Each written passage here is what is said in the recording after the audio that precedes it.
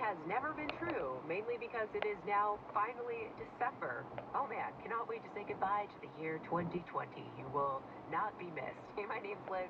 You're listening to your official Christmas station, 103 Rad Fresh Radio. But there is so many good things. I joke, but there's a lot of positive that did happen this year, and we're looking to have one more instance of it with our Toys for Tweens toy drive happening on December 10th. And what's really been a shining light, a positive thing to come out of everything is how our community steps up to help one another, even when we're all experiencing hard times of our own.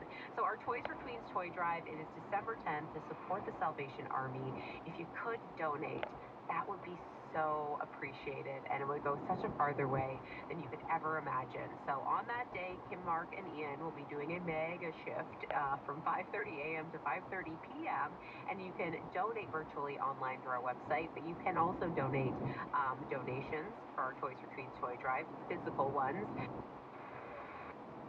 On that metal pole over there, because it's just gonna get stuck again. And two. Whew. We're offering our coolest deal of the year. Get up to 3 months payments on us on this fun-to-drive Jetta, Versatile Tiguan, or